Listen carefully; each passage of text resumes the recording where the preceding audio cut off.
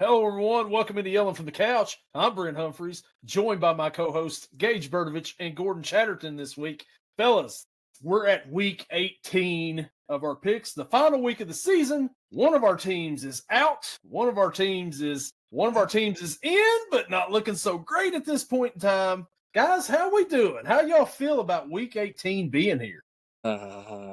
Not too good. Not too good at all. Gordon, how you feel? I feel good my team's in. I don't feel good about how they've been playing. 67 starters out. I mean, not really. I mean, we got like 7. But you had to say 267. Yeah, I had to. Yeah, whatever. But I had Parsons out, White out, Jordan Love was out, Zach Thomas out, which is our best tackle because the previous best tackle's been pretty much injured all damn year. Elton Jenkins. It's just Romeo Big Helmet Dodds. Dubes. But Christian Watson had a hell of a game. Yeah. I think he had He had over 100 receiving yards and a couple touchdowns. He had a good game. Wasn't enough. Not nearly, because our defense looked like Pee Wee trying to tackle one of our lead man here. Like if Brent Humphries was running down the field against, the Pee Wee team, third and fourth graders running the ball. That's what it looked like. Hey, I tell you what, Derrick Henry looked like Mark Henry out there on the field on Saturday. Sexual chocolate out here. House of Pain. He was doing after delivering the pain. Are you entertained? So it was entertaining of a game. And Malik Willis played really well in that game until he got hurt. And then they brought in Clayton, name that tune, whatever it was. It was not good. Yeah, Clayton named that tune. I kind of feel bad for the guy, though. I mean, he threw an interception. It wasn't his fault. Yeah, it was tipped by the pretend cornerback that is actually a wide receiver and not a very good one. Like, man, this poor guy just comes right in. Good pass right to Milton. Maybe could have been a little bit lower, but it was just off the hands, right into the arms of the Ravens. I was like, man, if this night couldn't get any worse. Yeah, and Snoop Huntley plays decent enough for Baltimore that game. And, man, we got a dude that's around here on this channel that comments just about every week who said he told us since week 18 or since whatever, week 18 is all that matters. And here we are. Had we had Devontae White and Micah Parsons, it might have been a little different because White's a big boy and he can tackle big boys. But he's not in there. Sorry, getting interrupted. Well, hey, if we had DK Metcalf, it might have been a different story. But this man right here is a troll. So, Gage, that game right there, what was that? What was that game? I get it, the Browns are good defense, but come on. Well, 6 points. You missed a field goal, so it should have been 9. You could have kicked the game winner at the end. You would have won. Or at least got really close to it. It would have been different talks, right? But here's my question. 2-minute drill towards the end of the game, right? And even, at halftime, right before half, 2-minute drill, Rodgers is yelling at the sideline, don't substitute. I know what I'm doing. And sure enough, put points on the board. End of the game, don't substitute. I know what I'm doing. And it's boom, boom, Freiermuth, down the middle of the field. All right. And then you go to MVS 3 times in a row on a jump ball. This man hasn't been catching anything all game. And you decide I'm going to target Denzel Ward 3 times in a row on MVS. Meanwhile, 4th and goal, Kenneth Gainwell is wide open right there on a low Texas route that he would have walked right in, or at least it would have been very close. It might have been a sequence from what we had in Detroit last week. So I don't know why MVS was targeted as much as he was, because guess what? He sucks. He can't catch a freaking thing. He had one last week against Detroit that was deep down the field, off the fingertips. He had a couple yesterday, off the fingertips. I think he caught 1 ball, maybe 2. My question, where's Roman Wilson? 3, my bad. Where's Roman Wilson? This guy has been in the doghouse since he's gotten healthy scratched for some reason. I don't get it. I don't get it at all. He should have been your number 1, number 2 this game next to Adam Thielen, who, Thielen, not really much of a game from him at all either. So it's like, I don't know who Roman Wilson made mad. If he somehow can't, figure out an Arthur Smith playbook, or if him and Rodgers just don't get along at all. Maybe he said something that irritated Rodgers. I don't know, but I'm so irritated with that. Oh, and to top it off, Darnell Washington breaks his arm in the middle of the game and was out for the rest of the game and is probably going to be out this week. Tomlin didn't roll him out in the press conference, which I don't know how you don't roll out a broken arm for next game, but he's going to not play. Especially a tight end where you have to, I don't know, use your arms to block, to catch. I mean, it's going to be hard. His arms all the time. Yeah, and then you mentioned MVS. He had 3 catches, and then Thielen 2 catches. Like, who are we throwing to out here? Pat Fryermuth. That's it. Scotty Miller. I didn't even know Scotty Miller was still on the team. Oh, heck yeah. He had like 3. I think they said in the Detroit game, he had 3 third down catches for first downs. And before like that game, he had no third down catches in his entire career or something ridiculous like that. But like your best pass catcher, Kenneth Gainwell, you threw him the ball once, 28 rushing yards, 12 receiving yards. There was nothing to try and create separation and get the ball in this guy's hands. A lot of people have said that the Steelers were playing to not let Miles Garrett break the sack record, which, trust me, I'm all in for. And Bengals better do the same thing this week. And I'm all in for that, right? But you kind of want to win this game, rest your starters next week, win the division, have a home playoff game, and let people get rest. But no, Tomlin has to take the 9-8 way out. And was that last play, do you think that last play should have been called DP? Yes. I mean, if you look at it, Ward had not turned around at all. He's up in the face of MVS, just like this. I don't know what else can be called defensive pass interference. Yeah, I kind of thought the same thing, too. I was like, man, he doesn't even get his head turned around, not even thinking about getting his head turned around right there. No. Pass goes incomplete. Rodgers and another Cleveland Browns player over there jawing at each other at the end of the game, and we go to Sunday night. And we'll talk about that after a while, where win and you're in, lose and you go home. Lose and your coach is probably fired. I doubt that. I mean, he's right at the standard that you all have got up there, right, for him. Wins. I know a lot of Ravens fans want Harbaugh gone. And I know right now a lot of Steelers fans want Tomlin gone. So I'm thinking, winner, you're not getting what you want. And a lot of Bengals fans want Zach gone. So, hey, there we go. But, yeah, so last week, our picks, guys, all right, so we got to do week 16 first because, Gage, you went 9-6. I went 10-5. Gordon went 10-5. Week 17 so far, Gage is 11-4. I'm 7-8. Gordon is 10-4. Overall, 159.90 and 1 for me, 151.98 and 1 for Gordon or for Gage, and Gordon has taken over the lead at 161.87 and 1. Brent, I'm catching up to you a little bit. What's going on here? My math ain't mathing too good because something doesn't add up right there. But yeah, anyways, I wasn't going to say anything. Yeah, I've got 90 losses there. I think I should be at 89. Nah. So last week, before we go on our picks here, Gordon's predictions that he had sent me before the show or during the show, he had the Commanders beating the Cowboys. It happens, Gordon. The Lions winning, so, I mean, already he's 0-2 so far. The Chiefs covered. He had Kelsey getting 2 touchdowns. Oops. The Texans and the Chargers, he had them tying. Not quite. And then he had the Packers winning. Malik Willis is greater than any other quarterback that the Green Bay Packers have. Close. He played pretty good, so, I mean, that was good. He had the Browns winning. Hey, he got that one right on here. Patriots win and cover by 27.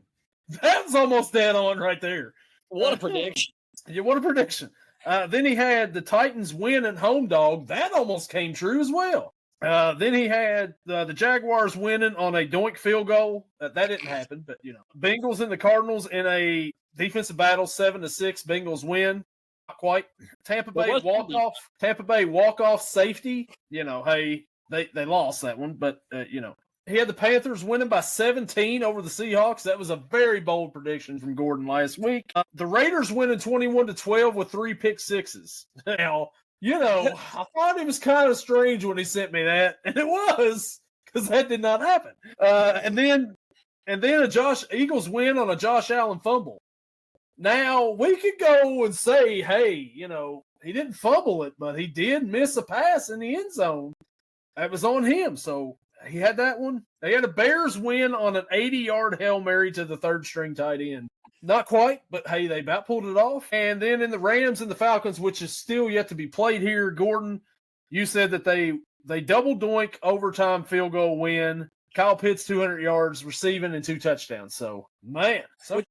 That last one's the only one I don't agree with because Kyle Pitts can only have one good game each year, and he already had it. So, well, hey, look, I don't know. Gordon may have gotten to the eggnog a little early last week when we recorded, but hey, it was all fun. No. Actually, I was asleep by the time y'all went on. I was out already.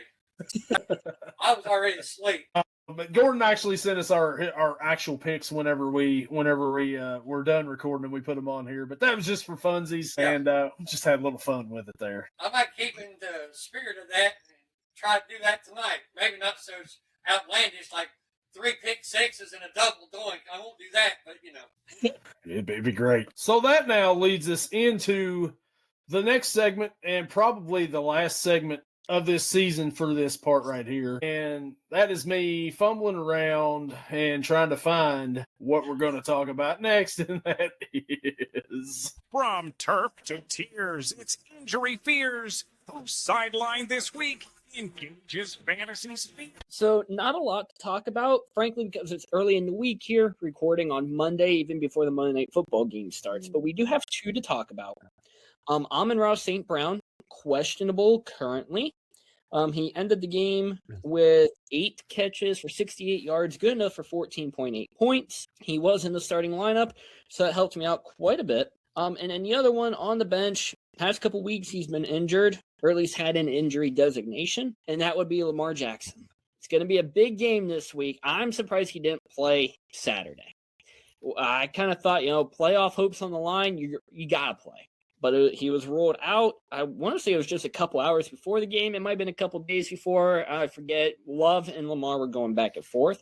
But he's been, hurt. Back injuries, leg injuries, probably some head injuries. Who knows? So it's going to be interesting to see if he comes into the week playing against Pittsburgh or if they're going to roll with Tyler Huntley. Frankly, I'm more scared to play Tyler Huntley just because he's fully healthy. And he's been playing pretty decent. Lamar's been up and down all season. And as, asking the Ravens fans, who would you rather have?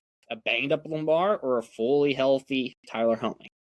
Remains to be seen. Matchup-wise, I am up in the 5th place game, 191.56 to 173.54. I have no one else going. He has Drake London going. So as long as London does not have a pretty good game, we got this place locked up. However, Christian McCaffrey, I hate you with all of my beaming heart. 28.1 points yesterday, 32.6 points last week, both of them against me. And I want to say those are his best games of the year, or at least top games of the year. So yeah, not a lot to talk about. Again, it's early in the week. There's probably going to be more that happen later on in the week. There might be a lot of players just not playing because their team's eliminated or, they got a seed locked up, so just not playing. Don't really know. I expect certain players, maybe CeeDee Lamb, to not play because the Cowboys aren't really playing for anything and other stuff like that. So yeah, that's this week. I'm hoping Drake London just kind of has a dud night. He could have a 10-point night, and I'll be good. He could have a 15-point night, and I'll be good. I'll be sweating at that point, but I'll be good. Well, he's got, Kirk Cousins throwing to him in prime time. Usually that's not a good recipe for anybody, so you should be all right there. Yeah, until he somehow has to go out on kickoff return and has like 3 kickoff return touchdowns or something stupid like that. Hey, that goes for the Falcons defense / special teams. So there you go. That won't even count towards his. Well, I think in this league, the touchdown would count. Not the yardage, but the touchdown would count. That wouldn't. Yes. No, that'd be 18 points right there, and all he would need is like 1 catch. Well, this will be the last week of fantasy football for the year, as we're heading into the playoffs here after this week. The Monday Night Football is getting ready to start. Chris Stapleton's on my screen with Snoop Dogg, and the Falcons are about to face the Rams. Most nights, that's the best part of Monday Night Football. yeah, it is a lot of times. This is the last Monday Night Football game of the year. And what a one to end on, right? The Falcons are in Monday Night. Wouldn't want it any other way. Speaking of the Falcons, let's go ahead. Let's get into our picks. And let's start out with Saturday afternoon, the NFC South Championship game. The Carolina Panthers travel to Tampa Bay to face the Tampa Bay Bucks at 4:30 p.m. on ABC/ESPN. Tampa Bay is a 2.5-point favorite. Gordon, what do we think here? Who do you have as your NFC South champs? Well, the Bucks let me down last week. They played like hot shit last week. So you can't trust them for nothing. So I'm going to pick the team with the better defense. Give me the Carolina Panthers to take out the Buccaneers and knock them out of the playoffs. That Gage. bad record, they shouldn't be in there anyways, even if they do win. But, That's true, 8-9. And whoever wins this is going to host a home playoff game. So there's another whole different thing right there. But Gage, what do you think here? I'm right in that Panthers wagon as well. Man, the Bucks also have been looking horrible, but so have the Panthers. They were in victory formation, down whatever the final score was yesterday. And they took a kneel on 4th down and turned the ball over to the Seahawks, and there was still like 30 seconds on the clock. Like, you just threw in the towel, and you're like, let's just get to Saturday, or I guess at this point, let's just get to next week, and we're good to go. The Bucks, we both said that, oh, you know what, at the beginning of the season, Bucks are going to win the division handedly. There's no reason why they shouldn't, and they have fallen so far. Baker Mayfield, not the same quarterback he was at the beginning of the season or what he was last season. We're rolling with the Panthers, and already an underdog pick. Yeah, guys. I mean, so, Gage, I'm going to do a little throwback to the last couple of seasons on this podcast where we absolutely hated Tampa Bay, and there's a good reason. Because every time we'd pick Tampa Bay, they would go out, they would lose. We picked Tampa Bay last week, and the Dolphins had no business winning that game with Quinn Ewers. I mean, they just got stomped the week before by the Bengals. Bengals team who were already done for the season. Beat them by, 45-21. You would think Tampa Bay would maybe show up and do something in that game. They waited to the end to try to do something. They were down 20-10, score a touchdown late, try to get the onside. Nope. The Panthers just got absolutely dominated. One person on here I know picked the Panthers for the upset pick. Whoever done that, what a dummy. But I think that the Panthers bounce back this week and they win the NFC South. I'm with you guys. Changing of the guard here. Tampa Bay's won it 4 straight years. Carolina comes in. They get the victory. They go to the playoffs. They host a playoff game next week. So give me Carolina, and of course Carolina covers because they are the road dog, Jesse James. Man, that was early. Quinn. Yeah, that's dominates the Buccaneers. So the next matchup we've got on Saturday, and it is the Seattle Seahawks traveling to San Francisco to face the San Francisco 49ers at 8 o'clock on ESPN ABC. Seattle's a 1.5-point favorite. This is for the NFC West and number 1 overall seed in the NFC. There was some debate on whether you put this game on Saturday or you wait and save it for Sunday. Some fans of the Niners and Seahawks are complaining, hey, we're not getting enough rest. The number 1 overall seed should be the main event. They go with Seattle, or they go with Pittsburgh and Baltimore. Gage, what do you think here? The way that the Niners have played the last couple weeks, right now there's no team that can stop them. I'm surprised that Seattle is the favorite in this one, and it's in San Francisco. Don't really know what's up with that. I don't know if maybe there's a couple of injuries going on that I just don't know about or whatnot, but I'm rolling with the Niners here. The NFC playoffs is going to run through San Francisco. And the Super Bowl is also in San Francisco, so if they win, they've got home field throughout the whole thing. Yeah. Gordon, what do you think? I kind of agree. I have the Niners too. I believe Kittle's going to be back next week, and they ran like champs yesterday without him. They run better with him. If they run anywhere near like that, they're going to. And their defense is better. I mean, I thought Fred Warner being out was going to be like a big blow to him, but it hasn't slowed him down a bit. Fred Warner, I mean, great linebacker, great player, but they're playing like he's still there. Yeah. And it's unreal. Don't get me wrong, they're giving up more points, but they're scoring more points. I give me the Niners because I just think they're the better team. I think the San Francisco 49ers, if you come out and you put pressure on Sam Darnold, like you tend to do, you'll beat the Seattle Seahawks because he does not like pressure whatsoever. If you can get a little bit of pressure on that side of the ball, I think you'll be all right.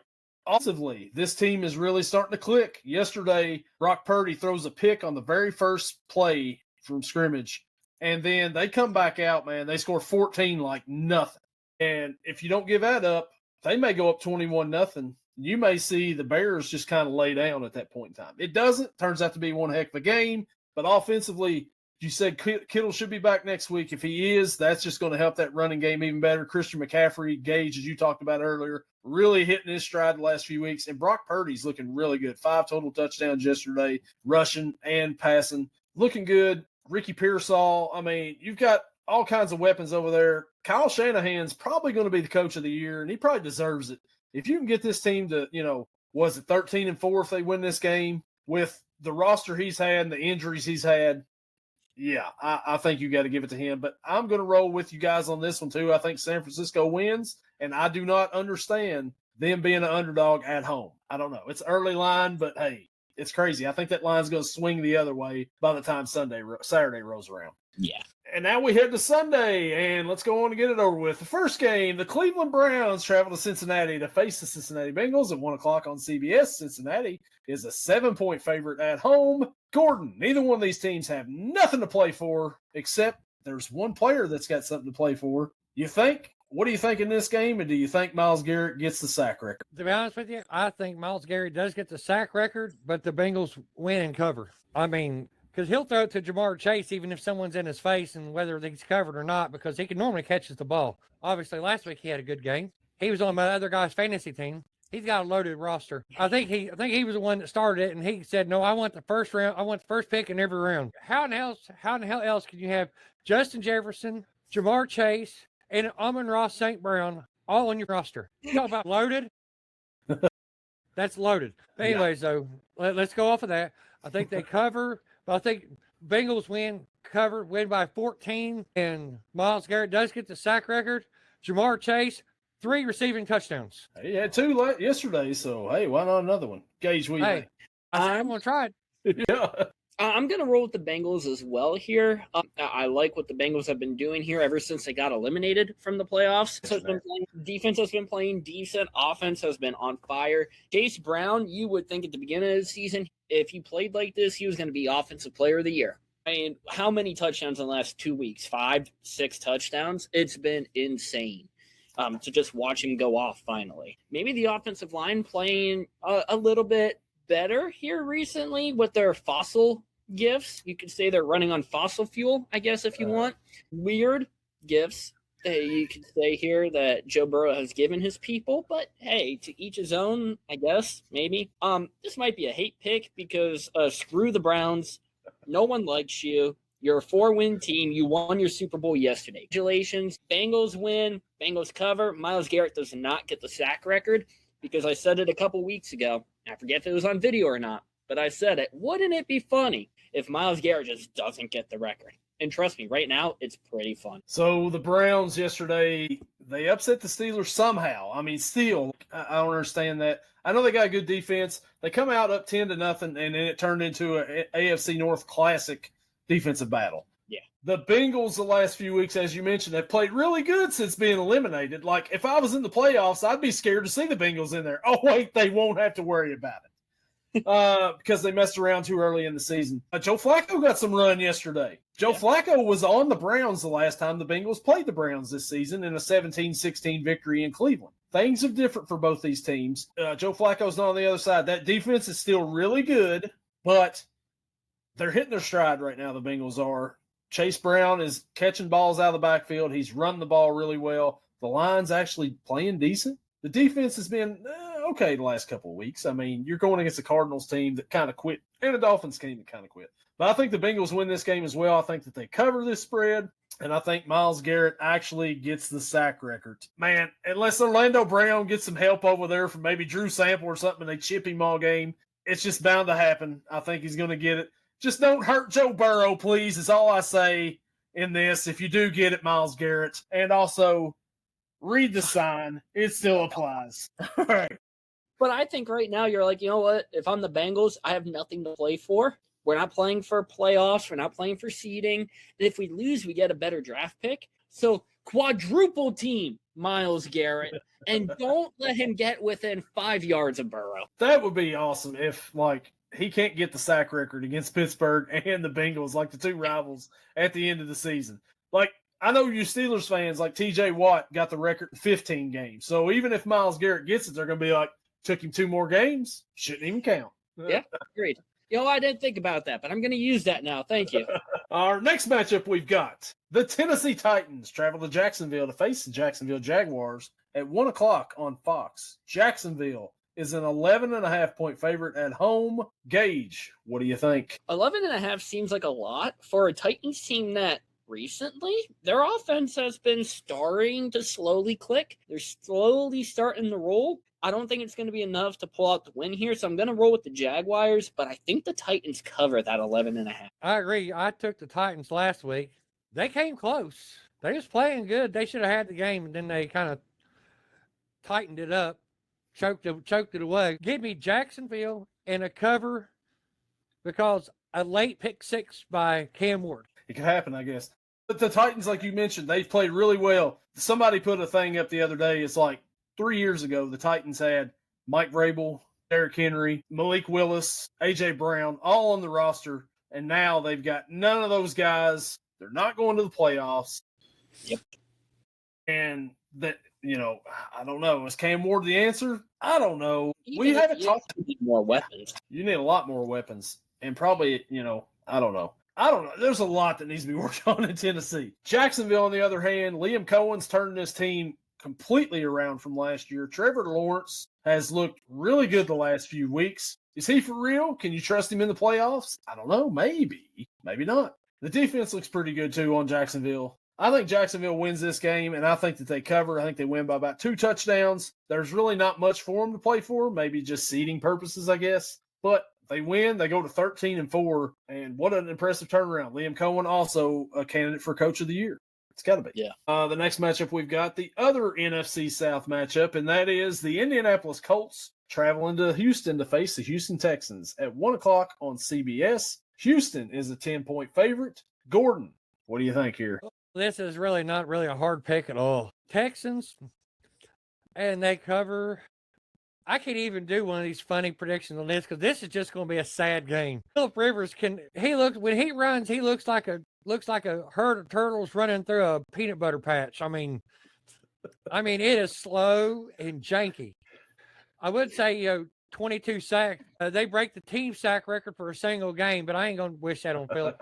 Old man Rivers. Just give me the Colts and a good solid cover. Gage, what do you think? You know what? You said give you the Colts? No, give me Texas and a good solid cover. I'm sorry. I was thinking Old Man Rivers. Someone caught that because I did not even catch this. Ever since Old Man Rivers has come back into the NFL after 5 years of playing, I've been wanting him to get a freaking win. Just one is all you need, Phil. And he said in the press conference yesterday, yeah, this is it. I'm not coming back. Now, I'm sure he said that 5 years ago, but I don't think he'll be coming back at the age of 49 here in 5 years. With that being said, dog pick of the week, give me the Philip Rivers-led Colts to pick up his first win of the season. Texans defense, you know what? They're good. They've been down here the last 2 games, but they're good. Colts, though, I don't know. Just something tells me there's going to be a surprise happening this weekend. Give me the Colts for the underdog pick of the week. Wow. So the Colts have not been the same since Daniel Jones was hurt a few weeks before he actually got hurt for the season. They've been a whole different team. Before, they were looking like, man, this team could do something. Now they're not even in the playoffs at this point in time. So the Texans have looked really good defensively. Offense does just enough to get them wins here. I think that will continue this week. The Colts, even Riley Leonard come in last week through a pass. Now it got picked off. So, hey, whatever. Let's everybody get a pick here. I don't think it's going to turn out well for Old Man Rivers. This is not the game for the Colts to find themselves offensively. Give me the Texans in this one. I think Houston covers the spread. I think it's going to be ugly. Let's just make this clear here. The Riley Leonard pass was a Hail Mary attempt because they knew, one, Philip Rivers was not fast enough to move around that pocket. And number 2, he definitely does not have the arm strength to throw it however far the Hail Mary attempt was. No, definitely not. It's that's probably a reason why he's probably not playing anymore after this next week. It's a fun little story. Let's see what we got with Papal Field here, and yeah, it's over. But hey, it was fun while it lasted. And poor Anthony Richardson got his season derailed in a pre-game warm-up. And then Grandpa Phil comes in and it's like, sorry, kid, step aside, my team. Yeah, I think the Colts should have said sorry, kid, a few years ago with Anthony Richardson. But hey, the next matchup we've got, a 1 o'clock matchup. The Dallas Cowboys travel to Jersey to face the New York Giants at 1 o'clock on Fox. Dallas is a 5.5-point favorite. Gage, what do you think? I know I mentioned during the fantasy talk, does anyone sit for this game just because there's nothing to play for? I don't think so. It's the last game of the season. You're not making the playoffs. Even if someone does get hurt, God forbid, we don't want anyone to get hurt. But they have all off season to recover. You got training camp to recover as well. You're going to be good. Everyone's going to play. With that being said, give me the Cowboys here. They're going to cover. Giants, they beat a very bad Raiders team here yesterday. So I'm putting no merit behind that. Give me the Cowboys. They cover. Gordon, what do you think? I hate my pick. I got the Cowgirls. I got the Cowgirls winning and covering. I'm not going to put anything on this because it's just going to be a bad watch. I probably won't watch it. Well, I'll probably streamline a little bit, but oh god, it's going to be horrible. Give me a double deuce for the wide receiving core for the Cowgirls. Lamb and Pickens both get 2 touches apiece, 2 tutties apiece. All right. So these teams, neither one of them's got nothing to play for. I think this should be a fun little game here, actually. I think there'll be some points scored. The Giants, yesterday, former Kentucky Wildcat Wan'Dale Robinson goes over 1,000 yards for the season. Yeah, somebody. I got him on my fantasy team. Wan'Dale. They won a game yesterday, Gage, but they also lost the number 1 overall draft pick in the draft to the Raiders, who they beat 34-10. They won, but they lost. But did they really lose because they're not looking for a quarterback? So do they really need the number 1 pick? Is there really a quarterback out there worth being the number 1 pick? I don't know. The Raiders will find out, I guess. Hello, Fernando Mendoza. You're going to be a Las Vegas Raider.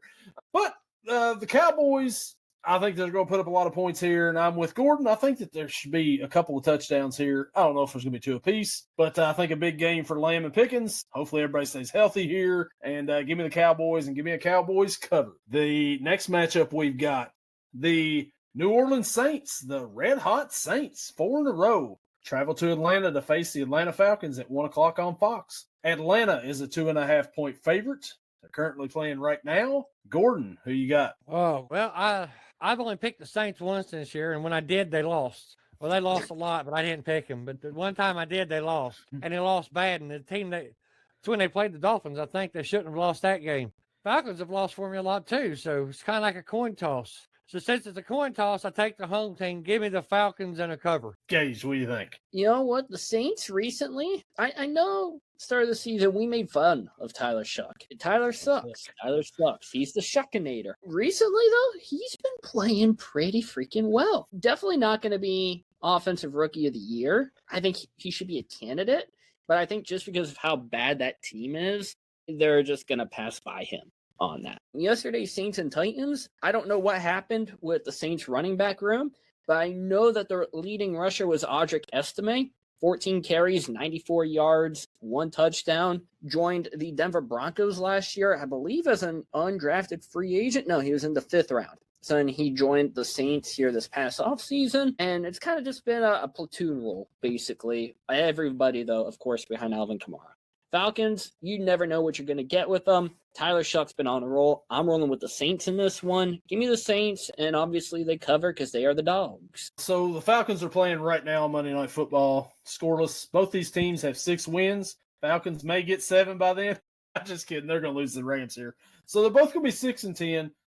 The Saints are on a 4-game winning streak, and as we mentioned, we've made kind of fun of the Saints. We made fun of them at the beginning of the year. I never thought the Saints would get to 6 wins and be, this is for last place. If they win this, they're not getting last place in the South. Congratulations to them if they do it.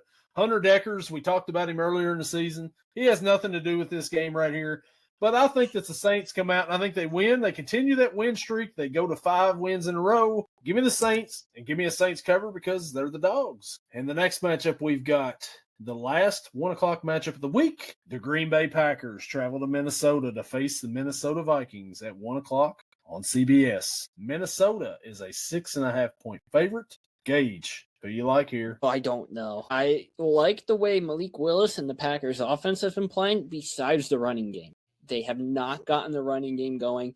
I had Josh Jacobs in a 3-leg parlay here this past weekend, and I had to cash out. He was supposed to have 50-plus rushing yards for me, and I cashed out when he had 0. And that was pretty far into the game.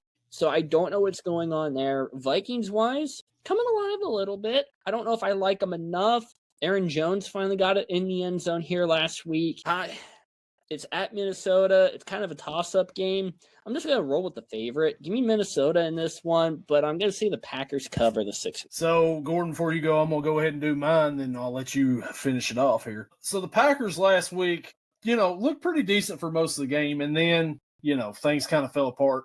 They're going to be without Love. Is Malik Willis playing? Is he questionable? Or what's – I don't understand why the spread so far.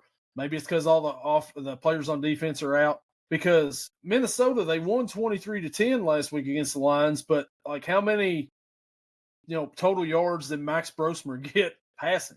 I think it ended up like 3 yards passing, and they beat the they beat the Lions somehow, some way. I have no idea. I don't even know. Eliminated the Vikings or the Lions. I keep saying the Lions. Man, I still don't understand why it's a 6.5-point game right here. JJ McCarthy's out again, right? I mean, it's a good question. Maybe that's why they got him there. Because, I don't see why you would have Max Brosmer as a 6.5-point favorite if he's the quarterback. So, that being said, Gordon, I'm going to go with you here. Give me the Packers to win as the underdogs. I don't think they've got anything to play for this week, though. But I think that they win this game and they'll cover because they're the dogs. Gage. Looking it up right now, JJ McCarthy is, quote, progressing. No call on week 18 status yet. Status to be determined with the hand injury. I think I'll still roll with the Packers here. So, Gordon, what do you think? They are 6.5-point favorites because last week has showed everybody in Vegas and everywhere on this show, every other show, that they can't tackle. Derrick Henry was running through them like they was a peewee league. I've already brought that up. But every time they try to grab him, it's almost like he was covered in Vaseline. Everyone was just sliding off of him. And they were doing the flail job. Wacky, wavy, inflatable flailing tube man. Yeah, why them here? They all suck. It was just horrible. They couldn't cover nobody. They've got 2 corners because the Hobbs, the guy they brought in to replace Jair Alexander, because he's always hurt, is always hurt. So we've got 2 corners. Well, okay, we got 2.5. We got one that plays part-time corner because he's actually a not very good wide receiver, and he's a worse corner, but we've only got 2 corners. Guess what he's labeled as? A wide receiver, because he still ain't no fucking corner. We got 2 corners. Carrick and Valentine is our best corner. Keyshawn Nixon gets smoked a lot. A lot. He's out of place. When Micah Parsons was in the lineup, he was good because he didn't have to cover for more than 2 seconds. But the minute he's not in the lineup, our rest of our non-existent pass rushers, because no one can get near the quarterback, can't do a thing, period. I'm at a loss for words of how bad the defense played the past 2 weeks however long it's been since Parsons has been out, how bad the defense has played. They can't get pass rush. They can't stop the run. They can't cover. They couldn't stop a fart with a wind fan in the other direction. They just couldn't. It would still come through and hit him in the face. It's just bad. But they're my team. I love my team. Give me the Pack, and let me make my prediction here. Rashawn Gary will get a sack. He's only went 9 games without one. Listen, Jamar Chase didn't have a touchdown since October, and he got 2 last week, so maybe Gary gets 2. Well, hopefully someone does, because they can't do a thing. All right, now we head to the afternoon. Any kids watching this, apologize. This is just how I am. We go to the other NFC North matchup. The Detroit Lions travel to Chicago to face the Chicago Bears at 4:25 on Fox. Chicago is a 2.5-point favorites. Chicago really doesn't have nothing to play for, and the Lions don't have anything to play for. Gordon, what do you think about this NFC North matchup, the other one? So we got a Gag versus Puke here. All right, Gag would be the Lions, Puke would be the Bears. Let's get this out of the way. The guy that sacked Jordan Love twice in the Bears-Packers game, we say we don't hope anyone gets hurt. I can't say that's about him. If he does, yay! And I hope the final score is 0-0. It's a tie, and even in overtime, it's a tie. and there's 17 injuries. I don't care. The more injuries, the better off I'll be, because the Bears want to sack people to try to hit them, drop their head, hit them in the chin, and think it's perfectly fine. All right. How you like it if it got done to you? Let's find out. I want Aiden Hutchinson to aim right there on Caleb Williams and just knock him, slap the out. Apologize for my language, parents of kids. I have kids. Probably wouldn't like it too well if they was watching this, but if they're watching it, hey, if you're not laughing, you're learning, and that's good. All right. But give me the Lions, but hopefully, I hope I'm wrong. No, it'll still be the Lions, but Lions are going to win, even if it's nothing. Gordon pulling out the Heath Slater right there. Gage, what do you think here? Yeah, it would be a very Bears thing to lose the last game of the season here and then just lose the first playoff game. Like, that would be very Chicago. That would just be, and you know what? It might make a Packers fan's day, week, month, and even 2026 if that were to happen. So I'm gonna run with Gordon here. Give me the Lions.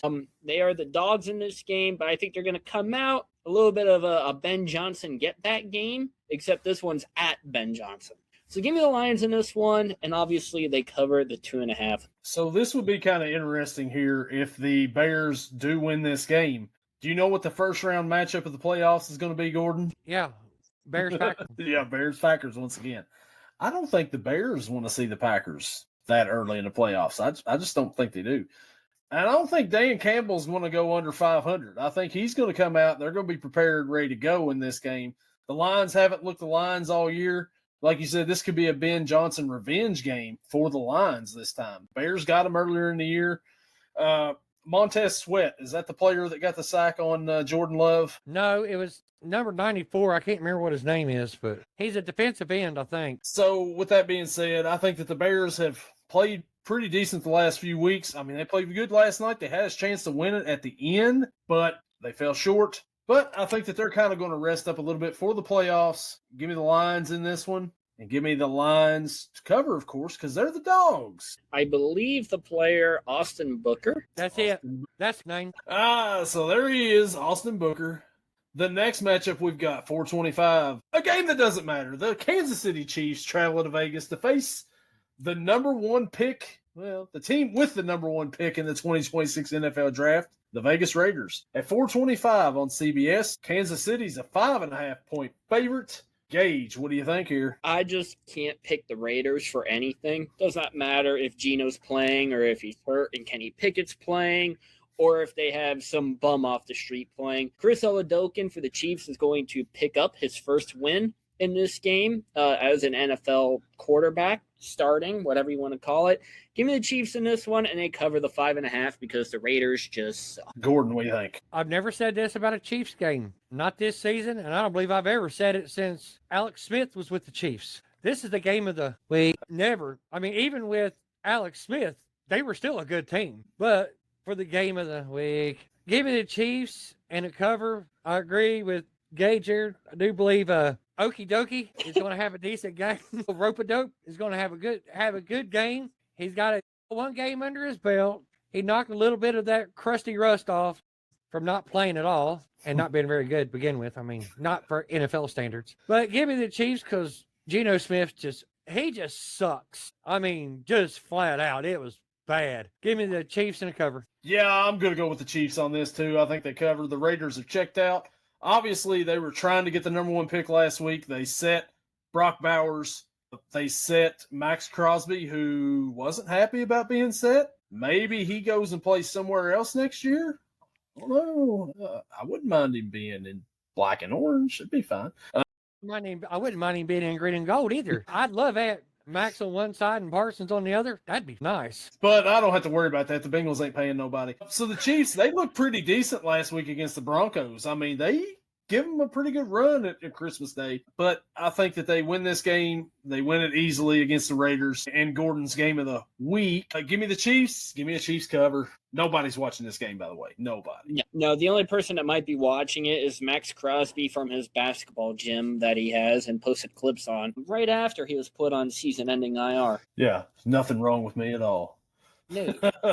The next matchup we've got the LA Chargers travel to Denver to face the Denver Broncos at 4:25 on CBS. Denver's an 11.5-point favorite at home. Gordon, what do you think here? Just for this one, I know it's not my team, but can I go last on this one? Yeah, go ahead. Gage, what do you got? I am curious on what Gordon has to say that he wants to go last on this one, so I'm excited for that. 11.5 is a huge spread for Broncos in any game because we know this year the Broncos have been the team to win almost all their games by one score. So 11.5 is a lot. With that reason, though, we are going to take the Broncos. However, I would bet the house on a Chargers cover being at 11.5. So this game right here, the Chargers really didn't look so good last week. Some games you think that they're going to be like, hey, and in other games it's like, that's not, what are they? I don't know about, I can't figure out the Chargers really. They're in the playoffs. Right now they're sitting at the 6th seed. The Broncos have a chance to win the number 1 seed, home field advantage. I think this may be where the cover's coming, the 11.5. 11.5 is still a lot. I mean, I don't see where they're going to cover that right there, but they're going after the 1 seed. It's them and the Patriots. So I think that they come out and they win this game. But I think the Chargers cover. I'm with you, Gage. I think it's a Chargers cover. But I've got Denver winning and being the number 1 seed in the AFC. And Gordon, who requested to go last on this one, you, sir, have the floor. Okay. Now, no, they didn't play good last week, but I have noticed something, though. He's starting to use Quentin Johnston more. I mean, he went away from him for a long time. They got the good tight end. I can't say his name, so it's like Gagaton, something like that. Anyways. Yeah, but Amarian Hampton is starting to get his legs under him really good. He's running better. He's making better cuts. And this surviving 1-score games is going to come and bite him. And I do believe it's going to be this week. So give me the Chargers to win because they are the road dog. Jesse James. Big dogs on this one. Man. Upset pick. Big upset pick right there. Yeah, that's upset pick of the week. All right. Well, with that, the only thing we can do is go to the next one here. And the Washington Commanders travel to Philly to face the Philadelphia Eagles at 4:25 on CBS. Philly's a 7.5-point favorite. Gordon, we'll start with you on this one. Well, I know the Eagles probably don't have a little bit to play for. Yeah, they got to win to maintain the shot at the number 1 seed. I think, don't they? They're out of the seed. The number 1 seed's down to Seattle, San Francisco. Could be the 2 seed, though. Well, they got a little bit to play for, but with the way their team plays, it doesn't matter how. If they're playing their game, it doesn't matter where they're at. But they can play all their third string and still beat the Commanders. So give me the Eagles a cover because Commanders suck this year. Okay. Gage, what do you think? Who's starting at quarterback this week for the Commanders? Do we know? Is it another Josh Johnson game? Josh Johnson, probably. I don't know. I would assume. I saw a thing earlier. I'm going to assume it wasn't real, but it said that the punter, Truss Way, was listed as a starting quarterback for this week. I think I would take him over Josh Johnson. I hope that's true. Oh my gosh, I hope that's true. That would be great. That would be great. He would make it really awkward on the fake punts. Oh, yeah, that's why you know what? That would actually work out pretty well. You have no idea if they're going to punt it or not. Yeah. I mean, last week, Josh Johnson, 15 of 28, 198 yards, no touchdowns, no picks, only sacked once, 2 carries for 10 yards. It was close. They lost 30-23, a lot leaning on the run game, though. Philly's defense is way better than anything that the Commanders faced last week. And Josh Johnson, we all know he can't have 2 games in a row without a pick. I'm surprised he had 1 game without a pick. So give me the Eagles in this one. They're going to cover the 7.5 easily. Probably, I'm going to say 12-point spread in this one. I couldn't find anything on Tress Way being QB1, but he is the lone Pro Bowl representative for the Commanders. So there's that. This game last year, NFC Championship. This year, nothing. It means nothing. Like you said, the Eagles have a shot to maybe get up to the 2 seed with a win. The Commanders, whether you got Josh Johnson out there, Tress Way, I'm really hoping that's true. I'd love Tress Way to be the quarterback this week.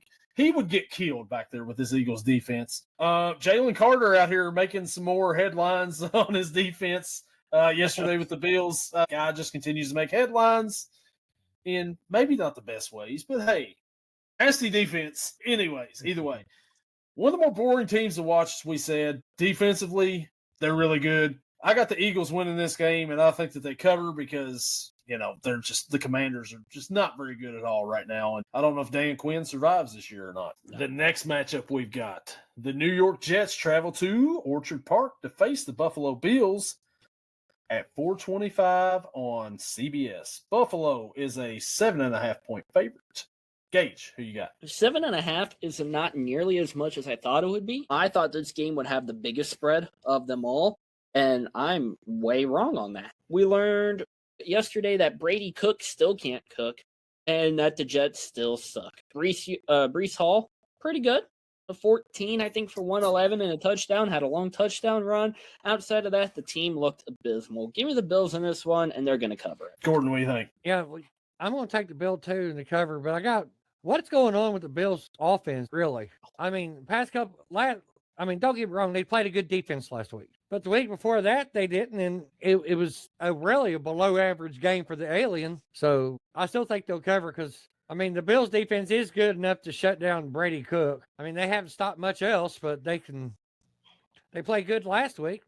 Bills kind of ran the ball a lot, took a lot of the time off the clock. So otherwise, I think it would have been a nightmare game. But no, give me the Bills in the cover. I can't see the Jets scoring more than 3.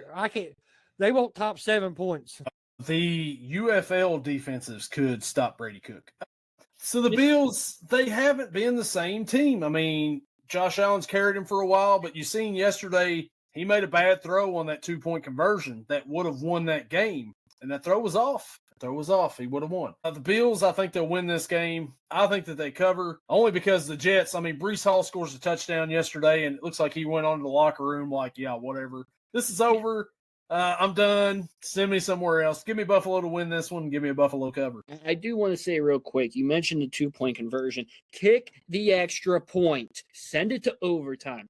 You have all the momentum going in your way right now. Your defense has been great against Philly. Why not kick the extra point, take it to overtime, and see what happens? The rule always is, like the unwritten rule is, if you're at home, you go for the tie. If you're on the road, you go for 2. They were at home. They had the momentum. I'm with you. Go for the kick. But they just got that one blocked, and that's why McDermott was scared. But what are the odds it happens again? Who knows?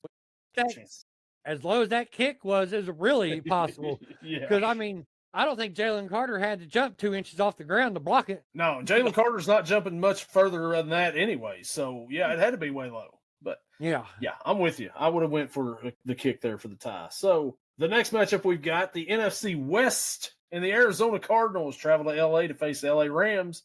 4:25 on Fox. The Rams are a 9.5-point favorite.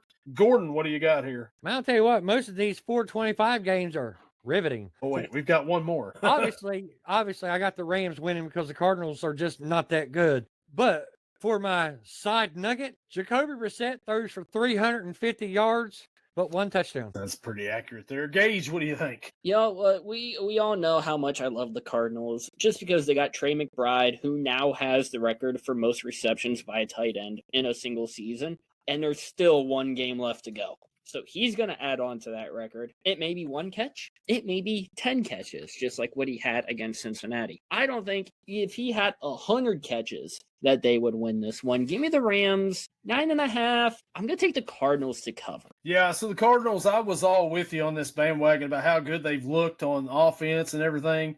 And then yesterday, they just couldn't get anything going against the Cincinnati Bengals defense. Trey McBride was like his only target that he had there. They put Brissett in some pressure situations several times in that game. It's going to be even worse against the Rams coming up here. But the Rams really don't have a whole lot to play for here. I don't think they can get up to a 5 seed, so I think they're locked in at the 6 seed. So I think that the Rams win this game. I think that the Rams will cover by, they win by about 10. But give me the Rams in this one, and, give me the cover. The final 4:25 matchup of the week, the Miami Dolphins travel to New England to face the New England Patriots at 4:25 on Fox. The Patriots are an 11.5-point favorite, continuing this trend of huge spreads for the 4:25 riveting window. Gage, what do you think here? I'll be honest. I almost saved the underdog pick of the week for this game and took the Dolphins just for fun, but I can't.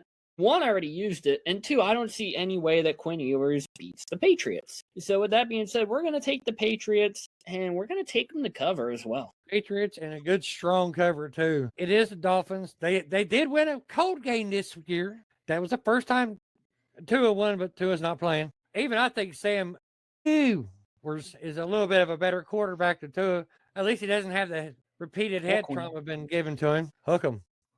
Anyways, I got nothing against Texas. Just when they play Ohio State, I don't like them. But give me my prediction. Travion Henderson and Ramondre Stevenson both get a receiving touchdown in this game. Just kidding. I don't know. Just a goofy one. Receiving touchdown, not a rushing touchdown, receiving touchdown. And yeah, they cover comfortably, but they're still playing for the 1 seed in AFC. No, they're not. Never mind. Yes, they are. They're playing for the 1 seed. If Denver loses and they win, they get the 1 seed. And that's why I think that the Patriots win this game and they cover. Both these two teams are playing at 425, Denver and the Patriots. So they're going to want to play to get that. And I think that is why they come out, they win, they cover. Because they're going to be playing other guys because they want to have that bye week the next week. Give me a Patriots win. Dolphins, Cancun on 3. 1, 2, 3, Cancun. All right.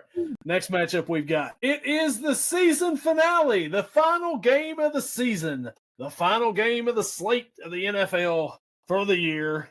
And it is for the AFC North heavyweight champion of the world, the Baltimore Ravens, travel to Pittsburgh to face the Pittsburgh Steelers at 8 NBC. Baltimore is a 3.5-point favorite. Gordon, I'll let you lead this one off, then I'll go, and then we will end it with Gage. There's a whole lot to fight for here. Division championship. And this game is in Pittsburgh. It's in the shitty field. Sorry, Gage. It's a terrible turf. You're right. I'm not disagreeing with you. There's a whole lot of turf monsters in that grass. Yes. But I think Mr. Rogers' Neighborhood is coming back for a return visit this week, coming up. And I'm not sure you're familiar with the Mr. Rogers' Neighborhood term, Gage, but Mr. Rogers' Neighborhood means he comes out and plays like 2011 Mr. Rogers' Neighborhood, like when he first got the nickname. When they first started calling him that.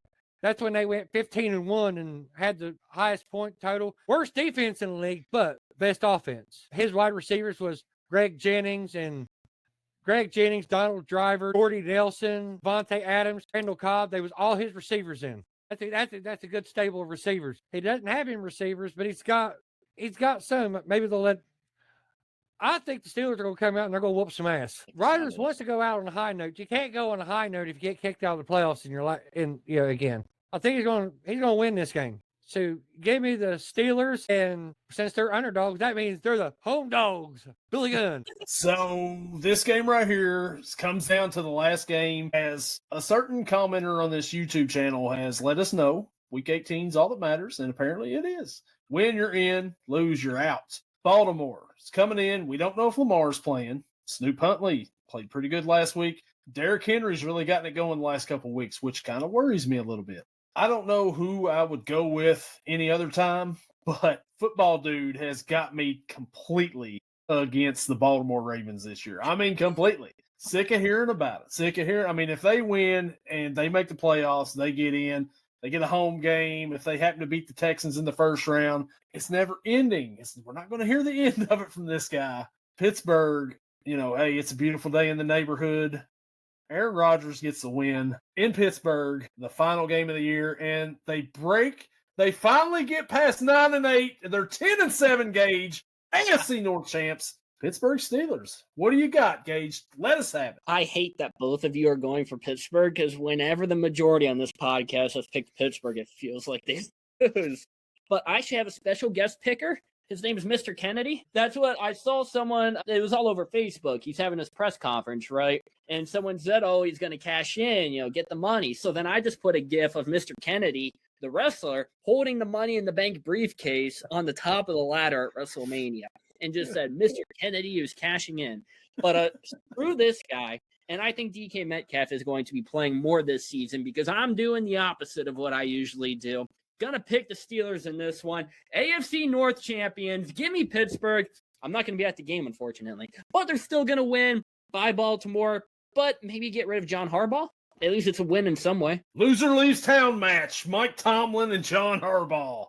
We'll see how it goes. Should be good, guys. Last week of the regular season.